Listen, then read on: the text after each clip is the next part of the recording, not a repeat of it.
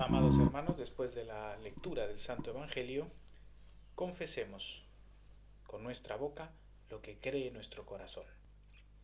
Creo en un solo Dios, Padre Todopoderoso, Creador del cielo y de la tierra, y de todas las cosas visibles e invisibles, y en un solo Señor Jesucristo, Hijo unigénito de Dios, engendrado del Padre antes de todos los siglos, Dios de Dios, luz de luz, verdadero Dios de verdadero Dios, engendrado, no creado, consubstancial al Padre, por quien todas las cosas fueron hechas, quien por los hombres y por nuestra salvación descendió del cielo, y fue encarnado por obra del Espíritu Santo de María la Virgen, y fue hecho hombre, y también por nosotros fue crucificado bajo Poncio Pilato, padeció y fue sepultado, resucitó al tercer día según las Escrituras, ascendió a los cielos y está sentado a la diestra del Padre,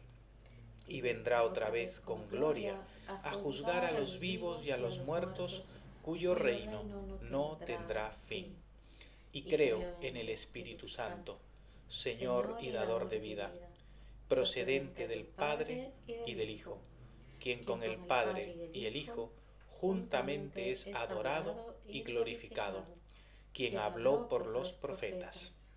Y creo en la Iglesia, una, santa, católica y apostólica, y reconozco un bautismo para remisión de pecados, y espero la resurrección de los muertos y la vida en los siglos venideros. Amén. Tomamos asiento, hermanos.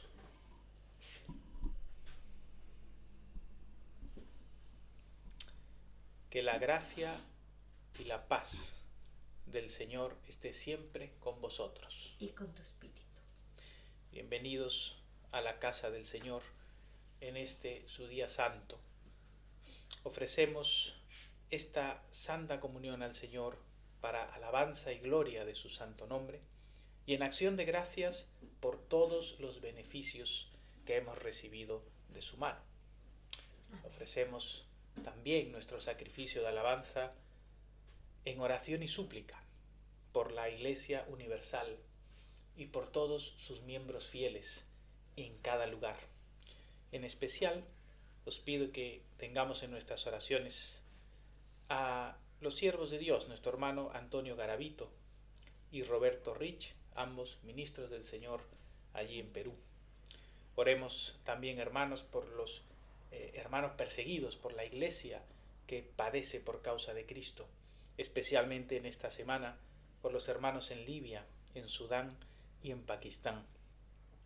De igual manera por nuestros hermanos ya ancianos y aquellos que están en enfermedad y en aflicción. Acordémonos de Candelaria, de Jim, de Noah, de Miguel, de Luisa, Isabel, Manuel y Rafael. De igual manera, hermanos, tengamos en nuestras súplicas a los gobernantes y autoridades de las naciones para que Dios les dé sabiduría y dirección, y también por todos los servidores públicos. De igual manera, hermanos, encomiendo a vuestra caridad a todos nuestros hermanos que han partido ya de esta vida en la fe y temor del Señor, que estén disfrutando de las bendiciones de la luz y de la paz de Cristo. Bien, hermanos, habiendo hecho estos breves anuncios en nuestra liturgia, vamos a pasar al texto de las Escrituras para examinar la palabra de Dios. El día de hoy hemos adelantado la fiesta de la presentación del Señor Jesucristo en el templo. Esa fiesta realmente es el día de mañana, es el día 2 de febrero, y la hemos adelantado a hoy, obviamente por las razones de nuestras fechas y nuestra liturgia en nuestras posibilidades, ¿verdad? Así que estamos adelantando esa fiesta al día de hoy. ¿Por qué se celebra esta fiesta litúrgica de la presentación del templo, de la presentación del Señor en el templo, que todavía es el bebé, ¿verdad? El niño Jesús? ¿Por qué la estamos celebrando o por qué la Iglesia la celebra fuera del periodo litúrgico de la Navidad. Pues simplemente se celebra así para cumplir en este sentido con los días en los que realmente ocurrió este acontecimiento. Esta presentación del Señor en el templo ocurre a los 40 días del nacimiento de Cristo, ¿verdad? Y esos 40 días, si contamos en la festividad litúrgica del 25 como la Navidad, pues se cumple justamente el día 2 de febrero. Es por esa razón que la Iglesia, desde muy antiguo, desde los primeros siglos, ha celebrado esta fiesta del Señor, y también se llamó la fiesta de las luminarias, ¿no? En Oriente, ¿no? ¿Por qué? Porque vamos a ver que en ese cántico de Simeón ya se dice claramente que este Cristo, este bebé que se presentaba, es el que era la luz para las naciones. Entonces, por esa razón, esta fiesta, incluso en la Iglesia antigua, en los primeros siglos, iniciaba con una procesión, es decir, el pueblo de Dios llevando a los ministros delante, iban todos con luces, ¿no?, hacia el templo a la celebración de esta fiesta, ¿no? Entonces, era esa idea de que Cristo es la luz, y ya se estaba manifestando esto en el inicio, cuando Él se manifiesta en la presentación en el templo. Bueno, vamos a ir al pasaje y vamos a examinar con corazones bien dispuestos la palabra del Señor. Te pedimos, Padre Santo, que envíes tu Espíritu Santo a nuestros corazones y a nuestro entendimiento, para que tu palabra sea viva y eficaz, nos transforme, nos renueve y nos encamine. Por Jesucristo nuestro Señor. Amén. Amén. Evangelio de San Lucas, capítulo 2, versículo 21. Vamos a empezar desde el 21. Nos dice: cumplidos los 8 días para circuncidar al niño, le pusieron por nombre Jesús, el cual le había sido puesto por el ángel antes que fuese concebido. Y cuando se cumplieron los días de la purificación de ellos, conforme a la ley de Moisés, le trajeron a Jerusalén para presentarle al Señor. Recordad que ya hemos considerado la circuncisión del Señor. Tenemos que ir un poquito hacia atrás en todo este tiempo que hemos pasado de la Natividad. Recordemos que la ley judía exigía que al niño que había nacido dentro del pueblo de Dios, dentro del pueblo del pacto con Dios, ese niño debía ser circuncidado a los 8 días. Eso fue lo que Dios le había dicho a Abraham, y que luego con Moisés, por supuesto, se establece totalmente en el antiguo pacto, en la antigua alianza. El Señor Jesús, como ya hemos visto y hablamos en su circuncisión, el Señor Jesús nace como un judío piadoso en medio de una familia piadosa, una familia que era totalmente observante de lo que el Señor había establecido en la ley de la antigua alianza. Entonces, el Señor fue circuncidado como debía hacer al 8º día. Pero eso no era lo único que tenía que ocurrir, sino que, como nos dice aquí San Lucas, cuando se cumplieron los días de la purificación de ellos. ¿A qué se refiere? Después de esos 8 días de la circuncisión, el Señor mandó en la ley que se cumplieran otros 2 ritos, o otros dos ritos de la ley. Uno de ellos era la purificación después del parto. Esta purificación era de la madre. En este caso, esta es la purificación que la Virgen María tenía que cumplir, como esta ceremonia ritual dentro de la ley del antiguo pacto. En el Levítico 12, versículo 3 dice, ¿no? Y al 8º día se circuncidará al niño, mas ella, la madre, permanecerá 33 días purificándose de su sangre, ¿verdad? Esos 33 días, si es que el niño era un varón, y si era una mujer era el doble, era el tiempo que la mujer tenía que pasar en una purificación ritual. Y cumplido ese tiempo, purificándose de la sangre, nos dice en el mismo Levítico, cuando los días de su purificación fueren cumplidos, por hijo o por hija, traerá un cordero de 1 año para holocausto, o un palomino o una tórtola para expiación, a la puerta del tabernáculo de reunión, al sacerdote, y los ofrecerá delante de Yahvé, y hará expiación por ella, y será limpia del flujo de sangre. Entonces, lo que estamos viendo es que la ley prescribía que la madre después de esos 33 días, que si los sumamos a los 8 días de la circuncisión, ya nos dan los 40, ¿verdad? Después de esos 40 días de la purificación, es una cuarentena, ¿no? Claro que el número 40 en las escrituras siempre tiene ese sentido de purificación, son los 40 días, ¿no? Que marcan desde el Antiguo Testamento esos periodos, ¿no? Periodos de conversión, incluso de arrepentimiento, de peregrinación, todo eso está presente en ese número simbólico 40, ¿verdad? Pero bueno, aquí vemos que después de esos 40 días la mujer tenía que ir al templo recién y ofrecer un sacrificio. Ese sacrificio que se ofrecía por su purificación era o un cordero, o en su defecto era, si es que se trataba de los pobres, tórtolas o 2 palominos. 2 tórtolas o 2 palominos. Entonces, vemos claramente el cumplimiento de esto en la vida del Señor Jesucristo, ¿no? La bienaventurada Virgen María, después de cumplir esos días de su purificación ritual, va al templo con Jesús para cumplir con esto que la ley prescribía. Pero eso no era lo único que la ley prescribía, sino que en ese mismo momento, cuando se ofrecía ese sacrificio para la purificación de la mujer, a la vez se celebraba la presentación del niño por primera vez en el templo. Y esa presentación se hacía a través del pago de un rescate o de una redención. ¿Y a qué se refiere esto? Pues en el libro de los Números el Señor decía esto, ¿no? Todo el que abre, Números 18:15, todo lo que abre matriz, es decir, el primogénito, ¿no? De todo lo que naciere, sea de un hombre como también de los animales en una casa, dice, el que abre matriz de toda carne que ofrecerán a Yahvé, así de hombres como de mujeres, será tuyo, dice, pero harás que se redima el primogénito del hombre.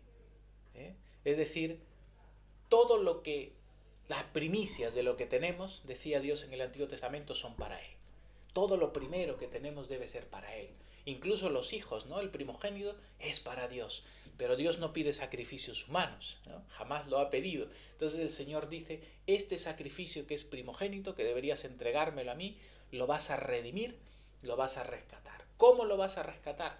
Ofreciendo un pago, ¿no? Con el pago de 5 siclos conforme al ciclo del templo, ¿no? Conforme a la moneda del templo, los padres debían pagar esa redención en el templo, ¿verdad?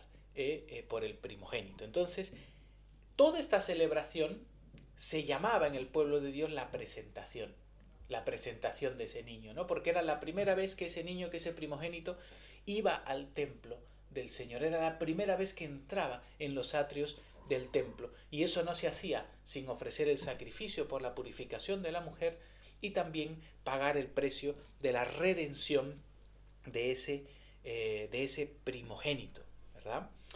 Vemos en todo este panorama, por lo que nos dice aquí San Lucas, ¿no? Que cuando fueron para la purificación de ellos, a esto se refiere, a estos 2 ritos que se tenían que cumplir, conforme a la ley de Moisés, dice, le trajeron a Jerusalén para presentarla al Señor, como está escrito en la ley del Señor, todo varón que abriere matriz será llamado santo al Señor, es lo que acabamos de ver, y para ofrecer, dice, conforme a lo que dice en la ley del Señor, un par de tórtolas o 2 palominos. ¿Qué nos muestra esto? La pobreza de la Sagrada Familia, ¿no? Porque ellos fueron al templo y ¿cuál es el sacrificio que ofrecieron? No fue el sacrificio de los pudientes, no era el sacrificio de los que tenían, era el sacrificio de los pobres. Ese sacrificio que eran las 2 tórtolas o los 2 palominos. Y esto nos muestra una vez más y nos recuerda una vez más la sencillez, la humildad y en la pobreza en la que quiso venir nuestro Señor Jesucristo a esta vida, siendo el Rey de Reyes y Señor de Señores, siendo el dueño de todas las cosas. Como dice San Pablo, nuestro Señor Jesucristo se hizo pobre siendo rico, para nosotros enriquecernos con su pobreza, ¿no? Entonces Jesús se despoja de esa gloria divina para venir humildemente en una familia, como ya hemos visto en la Navidad, santa, piadosa, pero pobre y humilde. Y allí vemos la maravilla de cómo en la humildad y en la pobreza puede brillar la luz de la fidelidad a Dios, como debe de ser, ¿verdad? Bien, seguimos con el pasaje. En el versículo 25 ahora nos dice: He aquí, había en Jerusalén un hombre llamado Simeón. Este hombre justo y piadoso esperaba la consolación de Israel, y el Espíritu Santo estaba sobre él. Vamos a ver que en esta primera visita realmente que hace el Señor Jesús al templo, hemos visto ya también antes la visita que hace el Señor al templo cuando tenía 12 años, pero realmente esta es la primera visita que él hace como un bebé de 40 días. Y en esa primera visita, como un bebé de 40 días en los brazos de sus padres, ¿verdad? Y llega a este lugar para ser presentado al Señor, y vemos aquí la aparición de dos personajes que muchas veces no se les recuerda como debería, ¿no? Uno de ellos es este anciano, Simeón. Son dos ancianos preciosos los que aparecen allí, y este primero, Simeón, era un hombre justo y piadoso, nos dice Lucas, es decir, era un hombre de Dios, era un hombre fiel al Señor, un hombre que era recto conforme a lo que el Señor le pide, y piadoso, era un hombre consagrado a Dios y que esperaba la consolación de Israel. Esa expresión que esperaba la consolación de Israel, pues es una expresión que proviene de los profetas. Esperar la consolación de Israel era esperar efectivamente al Mesías, era esperar el día en el que Dios redimía plenamente a su pueblo en el Mesías que esperaban. Por eso en Isaías 40 dice: consolaos, consolaos, pueblo mío, dice vuestro Dios. Hablad al corazón de Jerusalén, decidle a voces que su tiempo es ya cumplido, que su pecado es perdonado, que el doble ha recibido de la mano de Yahvé por todos sus pecados. Era el anuncio del perdón de los pecados, de la redención, de la liberación, de la restauración que se daría con la venida del Mesías. Y vemos que este Simeón, justo y piadoso, era justo y piadoso porque esperaba la consolación de Israel. Fijaos lo importante que es ya desde el Antiguo Testamento la idea de la espera, ¿verdad? Porque la espera es la esperanza, y es lo mismo que San Pablo nos va a decir a los cristianos: la fe, la esperanza y la caridad. Son las tres virtudes teologales. La esperanza, esperamos porque creemos, ¿verdad? Esperamos el cumplimiento de las promesas de Dios porque creemos lo que el Señor ha hecho por nosotros, y eso nos mueve a vivir en la caridad, en el amor a Dios y en el amor al prójimo. Entonces vemos que este anciano esperaba esa consolación, y fijaos lo que dice: y el Espíritu Santo estaba sobre él. Recordad que en este tiempo el Espíritu Santo no había sido derramado sobre el pueblo de Dios como lo fue en el Pentecostés con la ascensión de Cristo, pero vemos que en todo el acontecimiento de la encarnación de Cristo, el Espíritu Santo se está moviendo con fuerza, el Espíritu Santo está obrando con poder en todo el misterio de Cristo. Y vemos a este hombre Simeón que está haciendo lleno del Espíritu Santo. El Espíritu Santo estaba sobre él, y nos dice aquí que le había sido revelado por el Espíritu Santo que no vería la muerte antes que viese al ungido del Señor. O sea, fijaos esa operación del Espíritu Santo que estaba sobre este hombre y le había revelado que él no se iba a morir hasta que viese al ungido del Señor. Es decir, este hombre que esperaba, ¿verdad?, la consolación de Israel, esperaba la redención de Israel, y era un hombre fiel y piadoso, lleno de oración y lleno de una vida consagrada. A él el Señor le manifestó que no se moriría sin ver al Salvador. Qué promesa tan preciosa, y que se estaba cumpliendo ese día, ese mismo día, se estaba cumpliendo delante de él. Versículo 27, fijaos, dice: y movido por el Espíritu, vino al templo, Y cuando los padres del niño Jesús lo trajeron al templo para hacer por él conforme al rito de la ley, él le tomó en sus brazos y bendijo a Dios. Fijaos, qué bonita esta escena. Pero quiero que veáis la referencia o la insistencia que hace Lucas a la acción, a la operación del Espíritu Santo en este momento. 3 veces insiste San Lucas en lo que el Espíritu Santo estaba haciendo con Simeón. Estaba sobre Simeón, le había manifestado, ¿no?, proféticamente que él no moriría sin ver al ungido del Señor. Y finalmente dice que él es movido por el Espíritu. Y esa es la obra sobrenatural del Espíritu Santo, la obra de la gracia de Dios. Fijaos, no tengamos en poco esa expresión. Él fue movido por el Espíritu Santo. Y eso es lo que hace el Espíritu Santo. El Espíritu Santo no solamente nos manifiesta y nos muestra cosas, sino que el Espíritu Santo mueve nuestro corazón y mueve nuestro interior hacia Dios. Es lo que dice San Pablo en sus epístolas, ¿no?, que es el Señor, ¿no?, el que nos da el querer como el hacer por su buena voluntad. Es Dios quien dispone nuestro corazón y quien nos mueve hacia Él, como lo hizo aquí con Simeón. Es la gracia de Dios la que lo mueve. La gracia de Dios no es algo que actúa solamente desde fuera de nosotros para ofrecernos algo. La gracia de Dios es tan poderosa y maravillosa que actúa en nuestros corazones, disponiendo y moviendo nuestra voluntad hacia Dios. ¿Y qué es lo que debemos hacer nosotros? Cooperar con esa obra de la gracia, cooperar con el Espíritu que nos mueve y no resistir esa obra del Espíritu. Pero fijaos la profundidad de la obra del Espíritu en nuestras vidas, como lo hace aquí con este anciano Simeón. Y fijaos qué alegría de este hombre allí, viendo a este niño, y él por la obra del Espíritu sabía que este era el Cristo y lo coge en brazos, ¿no? Qué cosa más maravillosa. Qué cosa más maravillosa de él como un fiel y que es un siervo de Dios y poder decir este es el Cristo y lo coge en brazos, ¿no?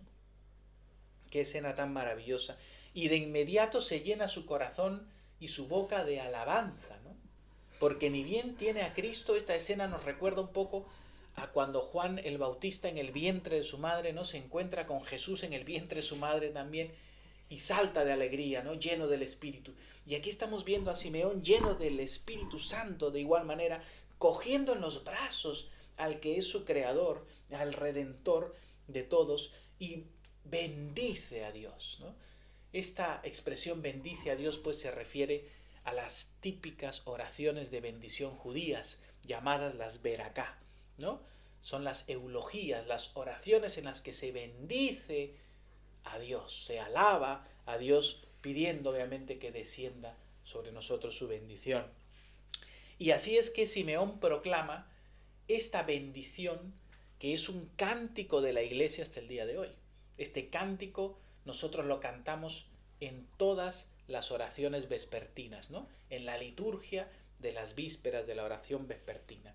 El Nunc Dimittis, ¿no?, así se llama. Ahora despides, Señor, a tu siervo conforme a tu palabra, en paz, porque han visto mis ojos tu salvación, la cual has preparado en presencia de todos los pueblos, luz para ser revelada a los gentiles y la gloria de tu pueblo Israel. Y esto lo cantamos en todas nuestras oraciones vespertinas con ese mismo gozo de Simeón. Pero ese cántico encierra efectivamente la realidad de quién es Cristo y la esperanza del pueblo de Dios. Porque Simeón, y nos hacemos partícipes de sus palabras, él dice, ahora despides a tu siervo en paz, es decir, ahora, Señor, puedo morir en paz, ¿no? Y por eso la cantamos también en las vísperas, en la oración vespertina, ¿no? Porque vamos a ir a dormir, a pasar el sueño y no sabemos si vamos a despertar al día siguiente, ¿no? Pero podemos, habiendo confesado nuestros pecados al Señor y estando en paz en su presencia, podemos decir, ahora puedo morir en paz, que eso es lo que está diciendo aquí Simeón. Ahora despides a tu siervo en paz conforme a tu palabra. porque han visto mis ojos tu salvación. Él estaba seguro de que acababa de ver o estaba viendo y teniendo en sus brazos al que es el Salvador del mundo, ¿no? La salvación le dice que has preparado en presencia de todos los pueblos. Ya no solo la salvación para la nación judía, no, la nación para todos los pueblos, porque Cristo vino para salvar a los pecadores de todo pueblo, de toda lengua y de toda nación, por la fe en Él. Y este es la luz, dice, para revelación a los gentiles y la gloria de tu pueblo Israel. Ese Cristo, ese niño, ese que es el Salvador del mundo, es también la luz para revelación a los gentiles o a las naciones. Tengamos en cuenta que Jesús mismo después dirá: yo soy la luz del mundo. El que me sigue no andará en tinieblas, sino que tendrá la luz de la vida. Ese Jesús, ese bebé que está allí, es la luz del mundo y la gloria de su pueblo Israel. Pueblo que tristemente rechazó al Mesías, pero pueblo que ahora subsiste en la vida de la Iglesia, de todos aquellos judíos y gentiles que han recibido a Jesucristo como el Hijo de Dios. Precioso este cántico, ¿verdad?, que nos ha regalado Simeón por obra del Espíritu y que la Iglesia puede cantar hasta el día de hoy. Ahora nos dice San Lucas, versículo 33, que José y su madre estaban maravillados de todo lo que se decía de él. Esto ya lo hemos visto en varios pasajes, ¿no? Ellos estaban pues aturrullados y maravillados de tantos testimonios realmente sobrenaturales que se daban acerca de Cristo. Y los bendijo Simeón. Ahora estamos viendo aquí en Simeón esta función también sacerdotal de pronunciar una bendición sobre José, sobre María y sobre el niño, ¿verdad? Fijaos, lo curioso de estos personajes, de Simeón y de Ana, que vamos a ver a continuación, es que ninguno de los dos eran realmente ministros del pueblo de Dios. No se nos dice que Simeón fuese un sacerdote, un levita, ni un sumo sacerdote, ni nada. Era simplemente un anciano, un viejecito, pero era justo y piadoso. Y vemos cómo en él se está manifestando ese sacerdocio común del pueblo de Dios, porque él está bendiciendo a Dios en esa bendición que asciende y sube a él, y está ahora orando a Dios y bendiciendo al pueblo, para que la bendición de Dios descienda sobre el pueblo. Fijaos, el niño ya ha sido presentado a por medio de los sacerdotes oficiales, pero aquí no se hace casi mención, no se hace ninguna mención de esos sacerdotes, fariseos, ni los saduceos que eran los sacerdotes, ni los fariseos, sino que el Señor hace mención de aquellos humildes, sencillos y pobres, pero que son fieles a Dios de corazón. Así que ahora vemos lo que dice Simeón, ¿no? Los bendijo Simeón y dijo a su madre María, y se dirige especialmente a la Virgen María, ¿no?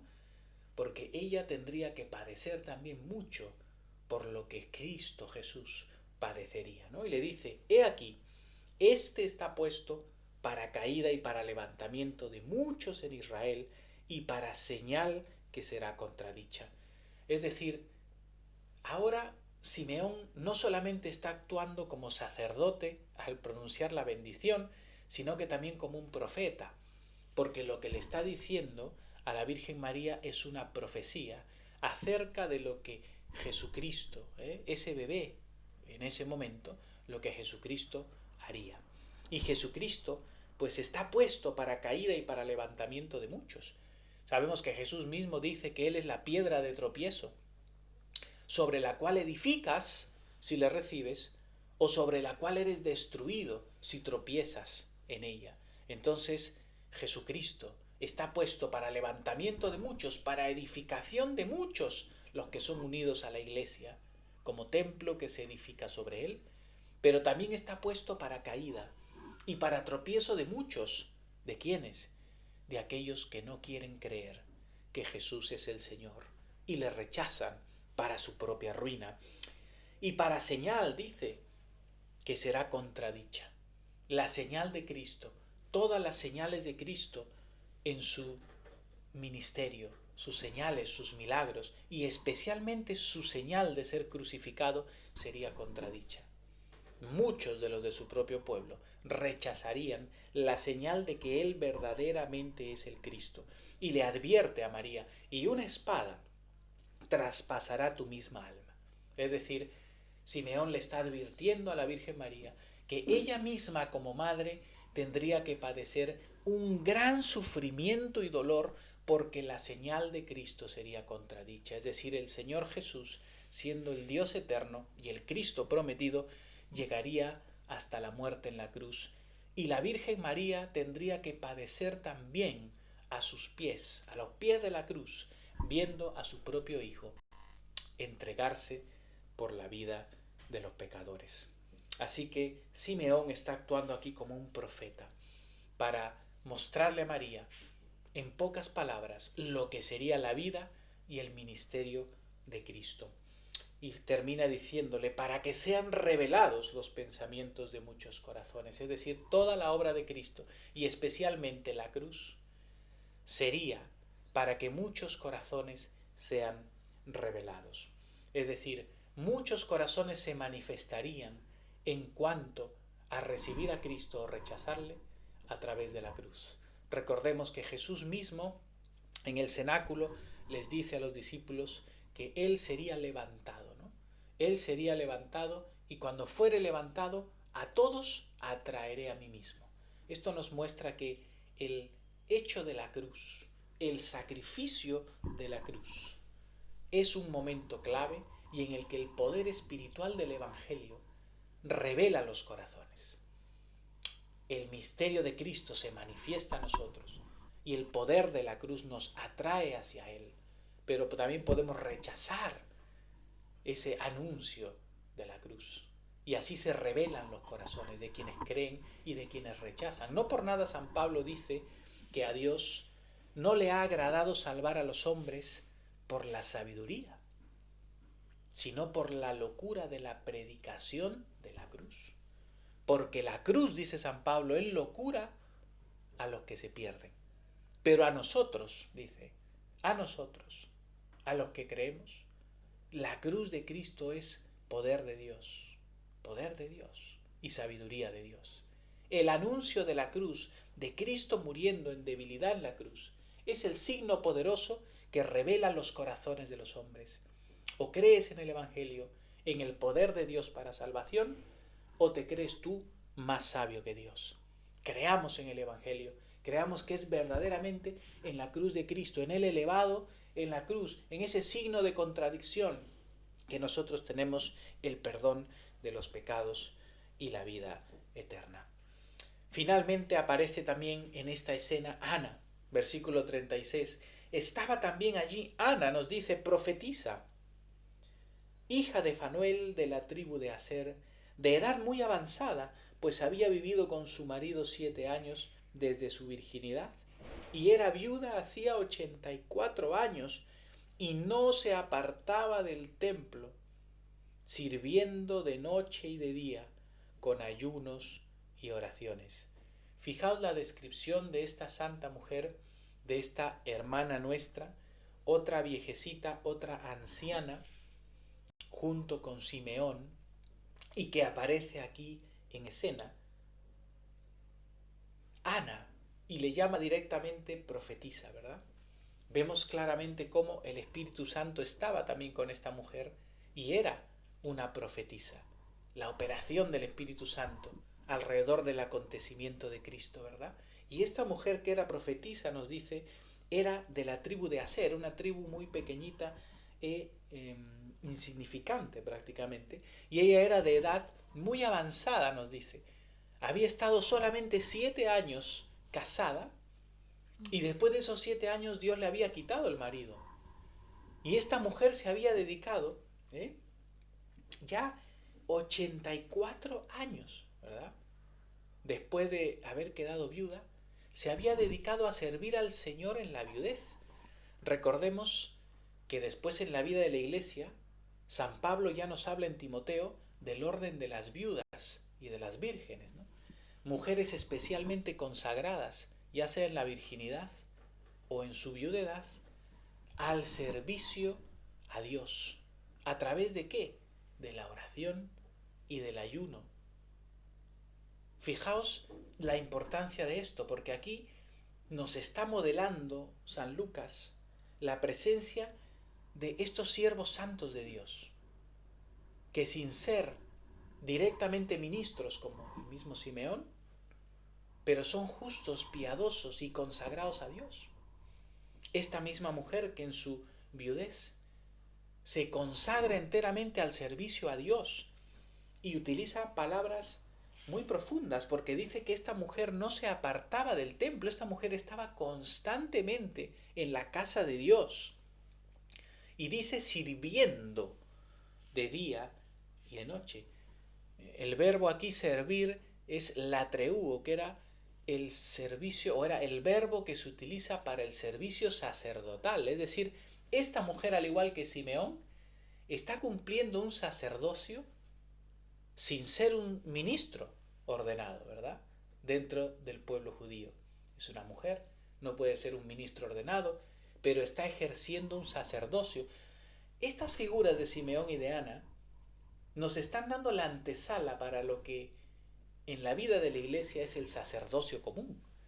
Es decir, todos los cristianos en Cristo, en virtud del bautismo, son sacerdotes y todos servimos a Dios como ungidos de Dios en ese sacerdocio común, dirigidos por el sacerdocio del ministerio, por los ministros, pero cada cristiano debe servir a Dios como un sacerdote. Y eso es lo que estamos viendo en la vida de esta viuda de Ana. Estamos viendo que ella celebraba una liturgia hacia el Señor a través de sus ayunos y a través de su oración. Y esto nos hace ver, hermanos, que nuestras oraciones, nuestros servicios de oración a Dios, no son acercarnos a pedir cosas. Es entregarnos a Dios, es servir a Dios con nuestras oraciones y con nuestros ayunos como sacrificios espirituales de alabanza, como una liturgia perenne que la Iglesia y que cada cristiano ofrece a Dios día a día. ¿Y cuánta necesidad hay de personas consagradas a Dios en la vida de la Iglesia?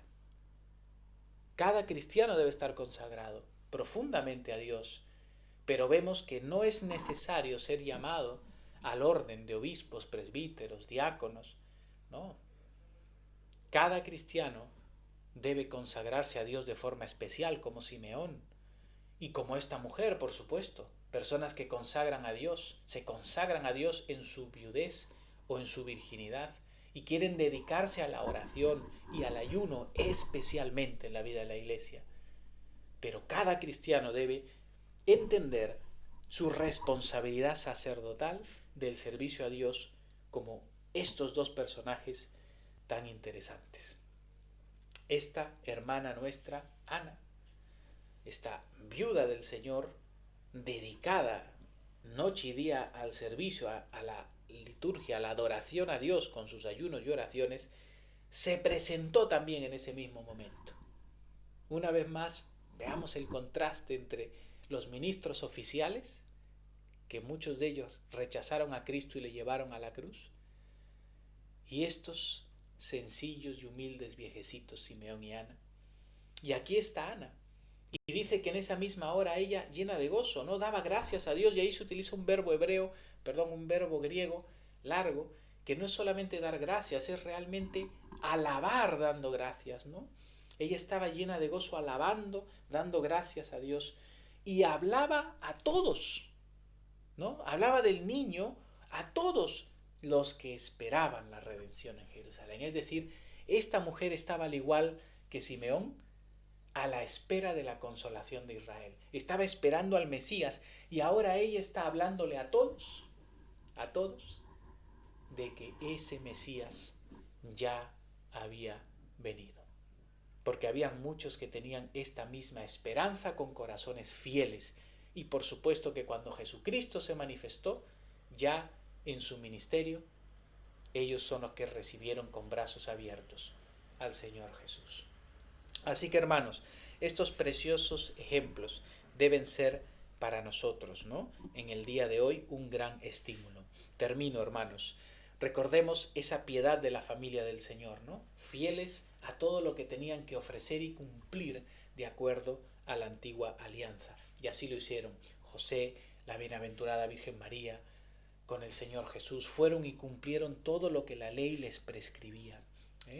Vemos también este ejemplo maravilloso de Simeón y de Ana, como siervos piadosos, ¿verdad? Como siervos piadosos. Ambos esperaban al Cristo, sirviendo al Señor con todo su corazón y con todas sus vidas. Sigamos esos ejemplos de consagración y de servicio a Dios a través de nuestras oraciones, de nuestros ayunos y de todo lo que le ofrecemos al Señor en nuestra vida.